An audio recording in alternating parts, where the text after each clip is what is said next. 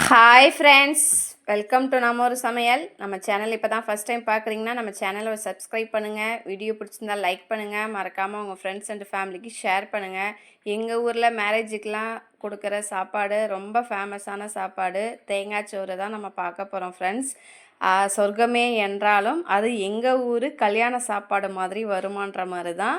எங்கள் ஊரில் கல்யாண சாப்பாடு தேங்காய் சோறும் தால்ச்சா மட்டன் கிரேவி வச்சு சாப்பிடும்போது அவ்வளோ சாப்பாடு சாப்பிட்லாம். அந்தளவு ஒரு டேஸ்ட் இருக்கும். அந்த சாப்பாடை ரொம்ப சிம்பிளாக ஜஸ்ட் ஒரு 5 மினிட்ஸில் மட்டும் நம்ம தாளித்து விட்டோன்னா வேலை முடிஞ்சிடும். அவ்வளோ டேஸ்ட்டாக இருக்கும். கண்டிப்பாக ட்ரை பண்ணுங்கள். சாப்பாடும் எந்த அளவு ஒரு உதிரியாக வந்திருக்கு பார்த்தீங்களா? வாங்க ஃப்ரெண்ட்ஸ், எப்படி செய்யலான்னு நான் உங்களுக்கு சொல்லித்தரேன். ஒரு பாத்திரத்தில், நம்ம சாப்பாடு செய்கிற பாத்திரத்தில் வந்து ஏலக்காய், பட்டை, கிராம்பு, ஒரு பிரியாணி இலையை எடுத்துக்கலாம். அது எண்ணெயில் பொரிஞ்சதுக்கப்புறம் 2 பெரிய வெங்காயம் எடுத்திருக்கேன். அந்த பெரிய வெங்காயத்தை அது கூடவே ஆட் பண்ணி நல்லா பொன்னிறமான வரை ஃப்ரை பண்ணிவிட்டு, பொன்னிறம் ஆனதுக்கப்புறம் 1½ ஸ்பூன் இஞ்சி பூண்டு பேஸ்ட்டு வந்து நான் ஆட் பண்ணுறேன். ஏன்னா நான் டம்ளரில் 5 டம்ளர் எடுத்துருக்கனால 1½ ஸ்பூன் ஆட் பண்ணுறேன். அந்த டம்ளரையும் லாஸ்ட்டாக காட்டுறேன். பச்சை வாசனை போனதுக்கப்புறம் 2 தக்காளி ஆட் பண்ணுங்கள். தக்காளி ஆட் பண்ணி நல்லா கிளறி விடுங்க. இதில் வந்து சாப்பாட்டுக்கு நம்ம பச்சை மிளகா காரம் வந்து பச்சை மிளகா மட்டும்தான், மிளகாத்தூள் எதுவும் ஆட் பண்ண போகிறதில்ல. கூடவே கொத்தமல்லி புதினாவும் பொடிசாக நறுக்கி ஆட் பண்ணிக்கலாம். மஞ்சத்தூள் இந்த பாருங்கள், நான் எந்த அளவுக்கு காட்டுறேன்னு சும்மா லைட்டாக ஒரு கலருக்காக தான் கண்டிப்பாக மஞ்சத்தூள் ஆட் பண்ணணும். அப்போ தான் அது தேங்காய்ச்சோறு, எங்கள் ஊர் தேங்காய்ச்சோறு மாதிரி வரும்.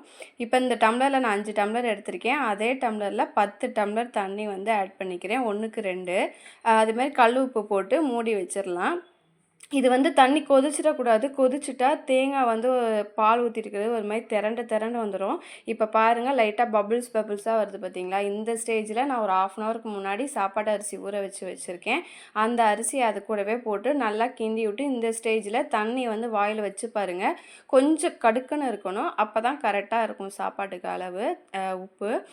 வச்சு பார்த்துட்டு நம்ம ஒரு 10 நிமிஷம் வந்து மூடி போட்டு வச்சிடலாம்.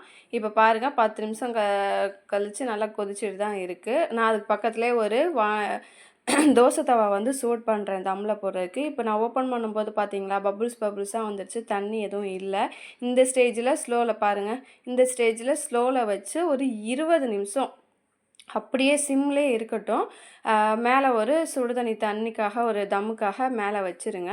அவ்வளோதான் ஃப்ரெண்ட்ஸ், ரொம்பவே டேஸ்ட்டான ஒரு தேங்காய் சோறு வந்து ரெடி ஆயிடுச்சு. அதுக்கு காம்பினேஷன் வந்து தால்ச்சாவும் மட்டன் கிரேவியும் தான். நான் தால்ச்சா இன்றைக்கி செய்யலை. மட்டன் கிரேவி வீடியோ வந்து நான் கீழே உங்களுக்கு லிங்க்கு கொடுக்குறேன். நீங்கள் போய் செக் பண்ணி பாருங்கள். ரொம்ப சூப்பராக இருக்கும். அவ்வளோ சாப்பாடு சாப்பிட்லாம், அந்தளவு இருக்கும். சிம்பிளாகவும் முடிஞ்சிடும். கண்டிப்பாக ட்ரை பண்ணுங்கள். பாய் ஃப்ரெண்ட்ஸ், நெக்ஸ்ட் வீடியோ பார்க்க